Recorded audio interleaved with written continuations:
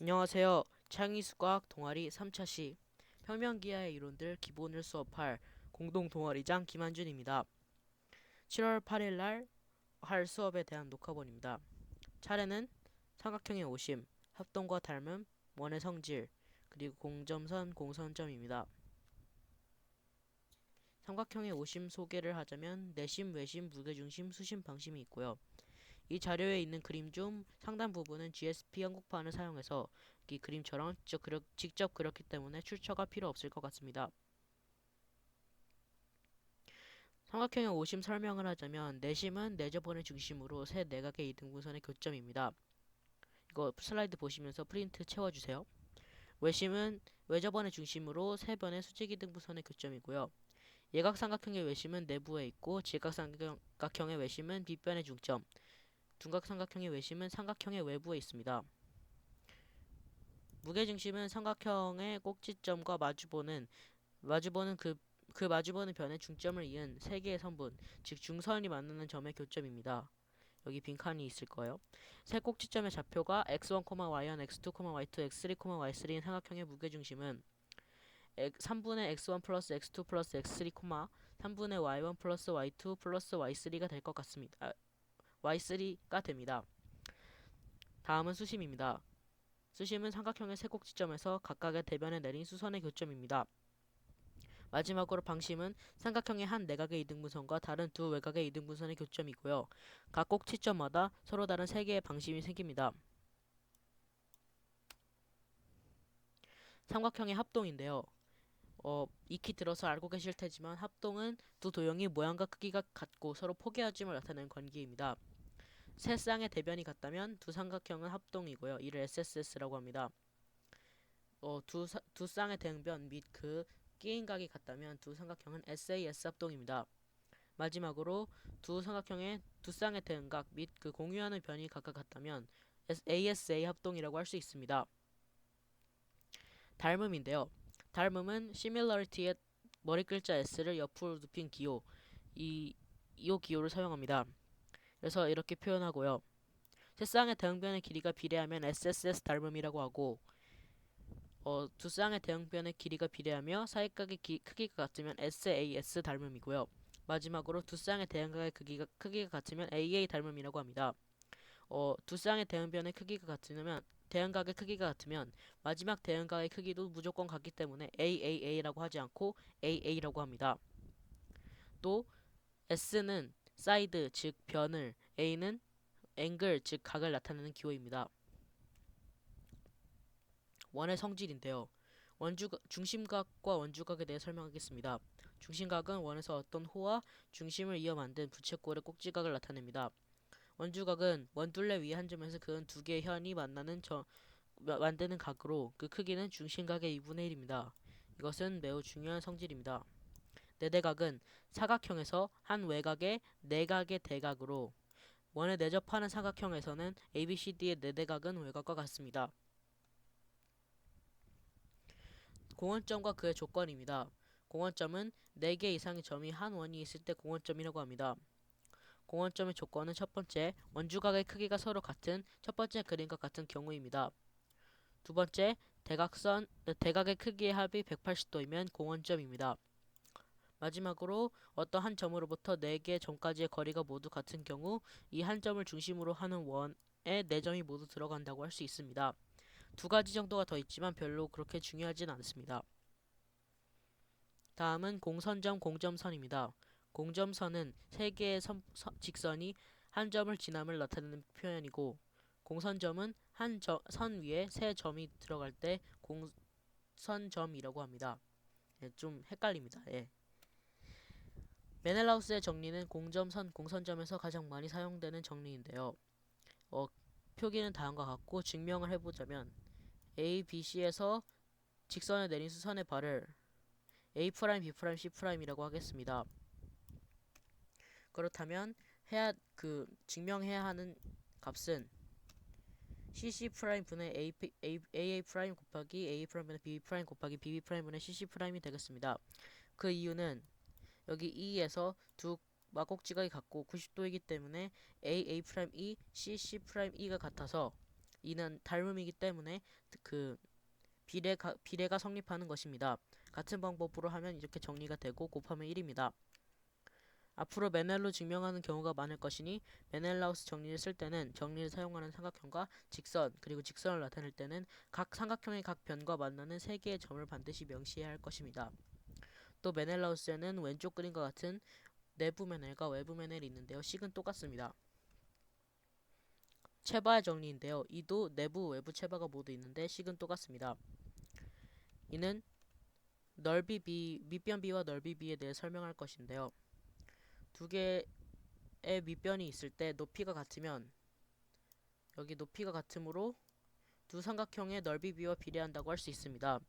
따라서 C2분의 2A는 C2분의 AB는 CO2분의 AOE가 되고요. 가비엘이라고 해서 두 개를 뺀 거죠.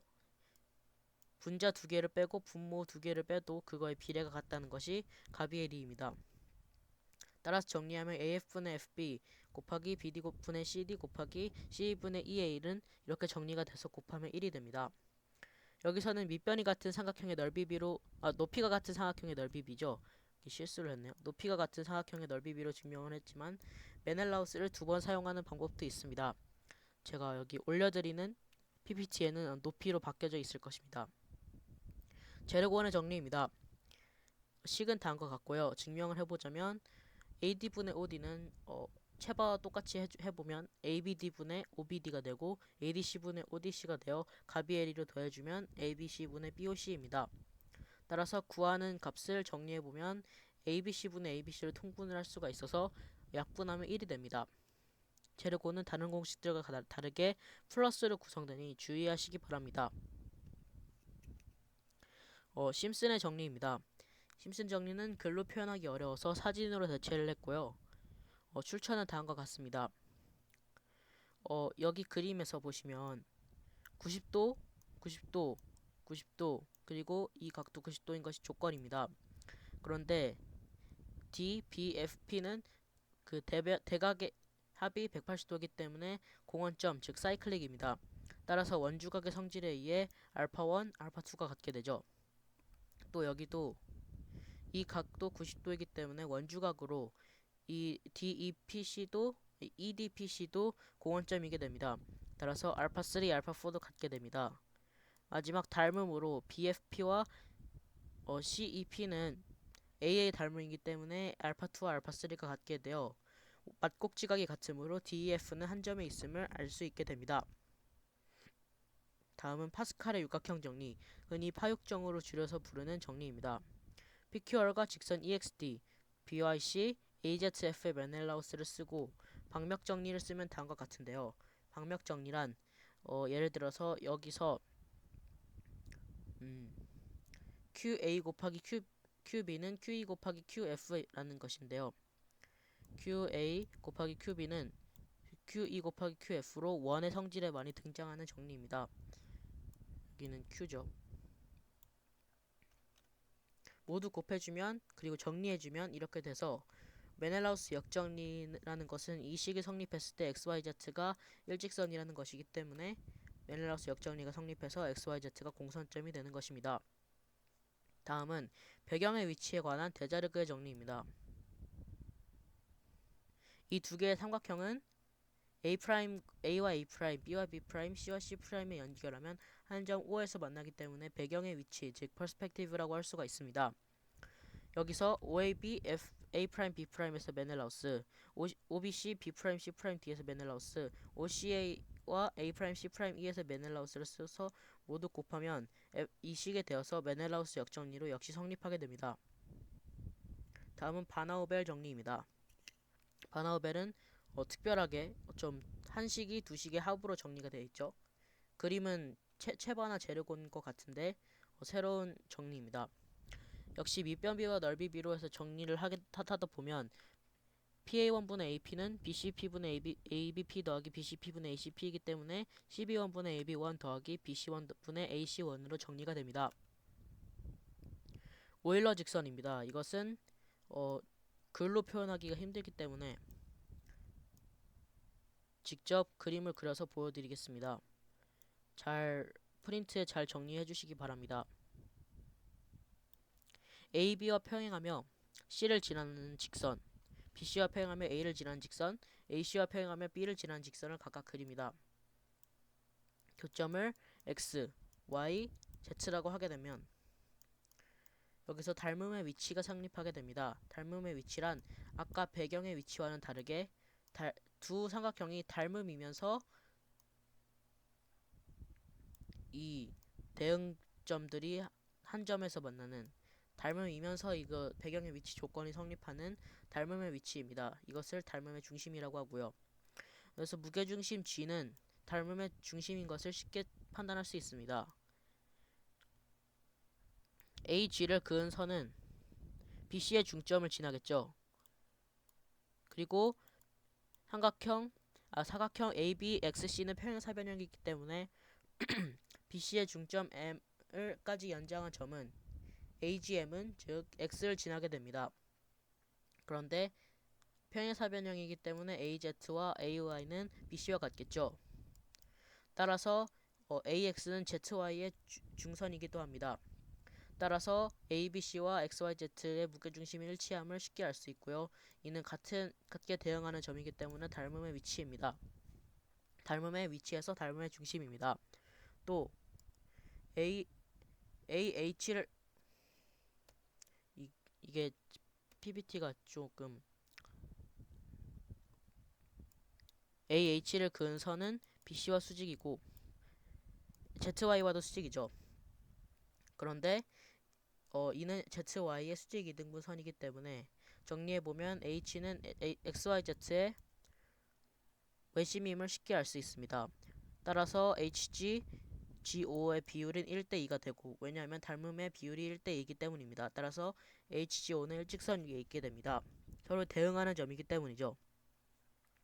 마지막으로 7.0선 폴폴라 라하이어 태워 파육정에 대해 배워보겠습니다. 폴폴라는 간단합니다. 폴에서 이 극점에서 두 개의 접선을 그어서 그 접점이 이루는 선이 폴라입니다. 폴은 점 O에 대한 폴라가 이 극선이 되고, 이 극선의 점 O에 대한 폴이 이 점이 되는 겁니다. 라하이어 정리는 A의 극선 XY 위에 한 점 P에서 극선을 잡으면 ST가 되겠죠. 그럼 그 점은 A를 지난다는 것입니다. A의 폴라를 P가 지나면 P의 폴라를 A가 지난다는 신기한 정리이죠. 다음은 태화 파육정인데요. 이것은 간단합니다. 파스칼의 육각형 정리를 A의 접선, B의 접선으로 대체한 것 뿐입니다. 그래서 육각형이 사각형으로 태화되었기 때문에 태화 파육정이라고 부릅니다. 7.0선에서는 앞에서 배웠던 라하이어와 태화 파육정을 쓸 것입니다. x1, 2, 3, 4, 5, 6라는 것은 그 프린트에도 잘 명시가 되어 있죠.